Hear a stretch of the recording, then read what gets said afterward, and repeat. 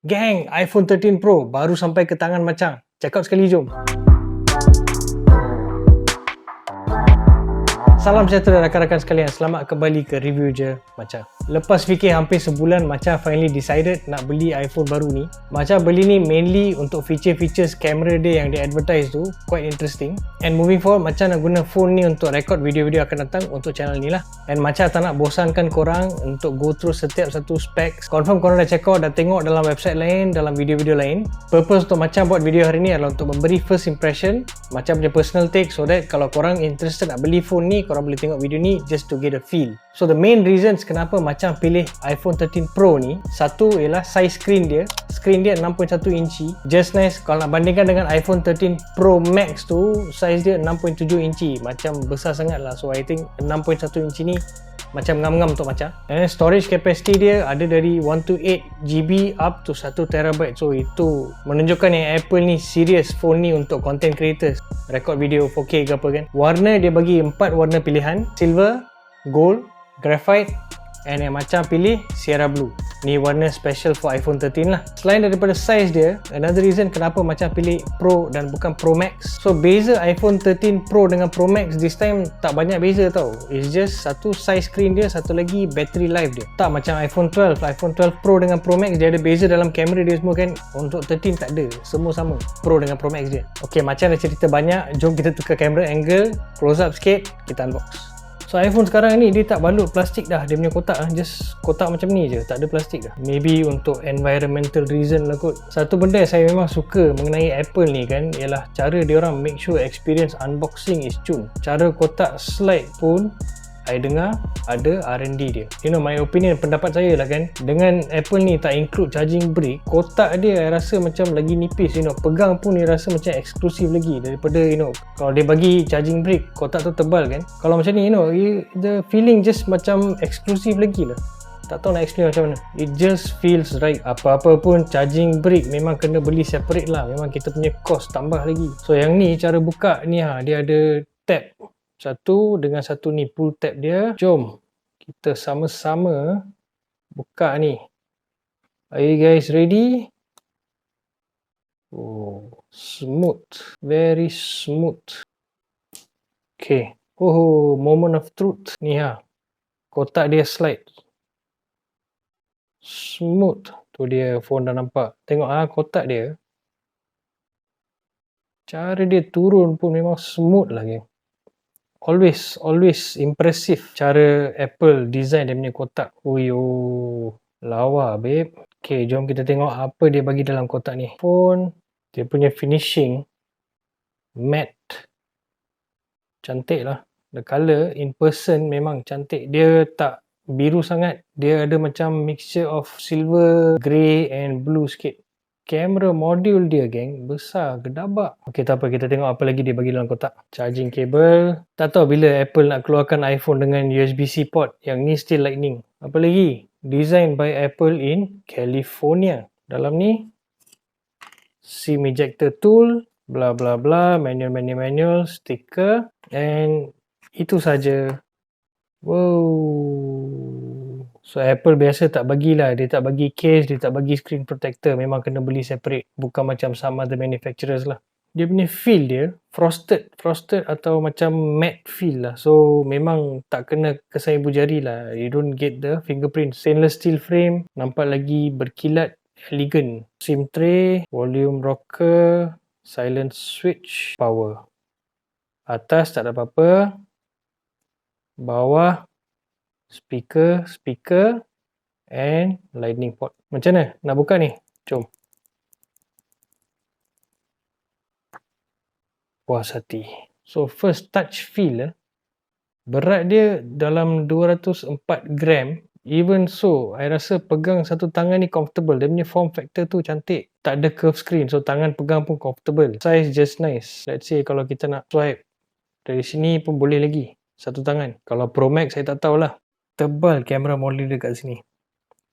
Oh, satu benda saya perasan yang stainless steel frame ni dia boleh jadi fingerprint magnet jugalah. Even though kaul belakang ni matte okay, tapi yang tepi ni memang dia boleh attract fingerprints.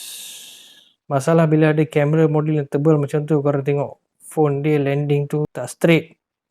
Then masalah dia bila kita tekan sini, kalau belah ni okey, bawah ni okey, tak sangat lah, sini sikit. So that is one cons kalau kamera model tebal sangat, memang kena pakai casing lah. Apa lagi? Switch on lah. Moment of truth. Hello, swipe up. First view of the phone punya smooth.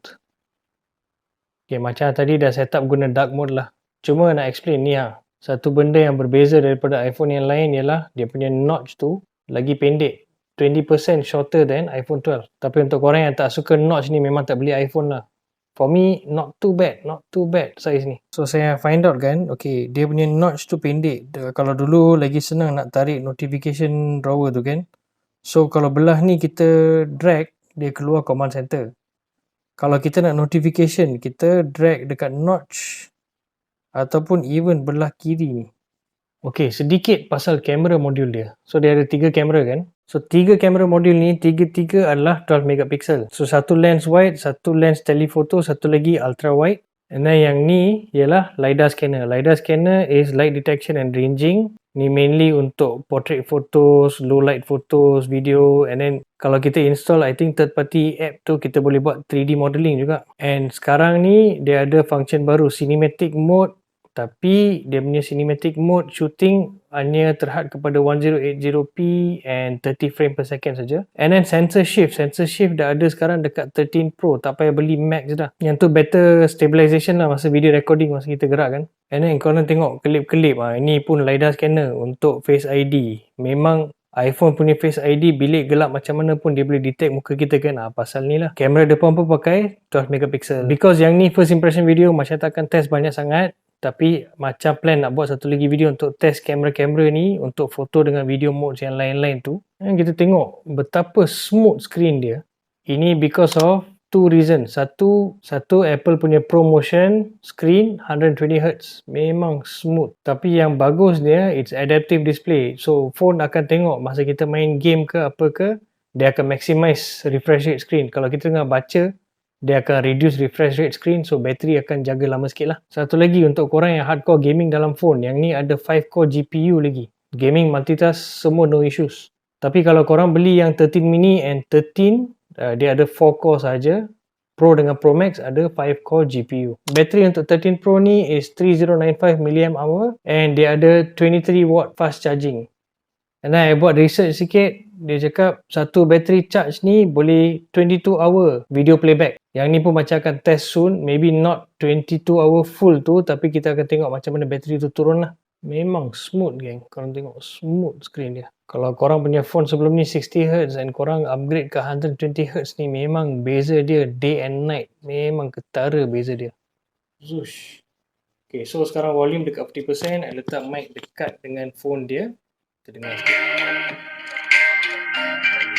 So sound dia, I rasa dia punya bass dengan treble tu just nice. Dia tak sakit telinga tau. And then sound pun tadi I letak 50% je, I test and then I try tadi 100% volume pun dia tak nyaring, tak sakit telinga tau. And bass dengan treble level dia just nice. Bila dengar lagu kan, I dengar dia punya bunyi-bunyi kecil pun dengar, bunyi bass pun dengar. Memang balance dia cantik. I rasa kalau nak bandingkan speaker yang kecil-kecil, yang Bluetooth RM30, RM50 tu, memang kalah dekat ini tau. Yang ni lagi kuat, lagi mantap bunyi dia. In-depth testing kamera ni coming soon lah. So just to show korang some samples, ni I guna photo mode, yang ni macro, yang ni wide, ambil selfie sikit, and short video.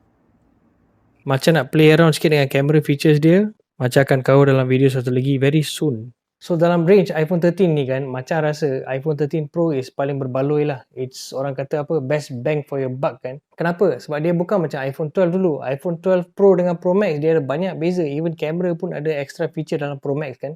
iPhone 13 tak, Pro dengan Pro Max, cuma beza dia size dengan jangka hayat bateri je. So iPhone 13 Pro ni harga tak paling mahal, tapi spek kita dapat higher spec. Okay gang, korang boleh klik dekat sini untuk check out lagi video dalam channel Macha, ataupun klik dekat bawah sini untuk playlist. Itu saja video untuk hari ni. Macha jumpa korang dalam video akan datang. Macam biasa, signing off Macha. Korang ciao.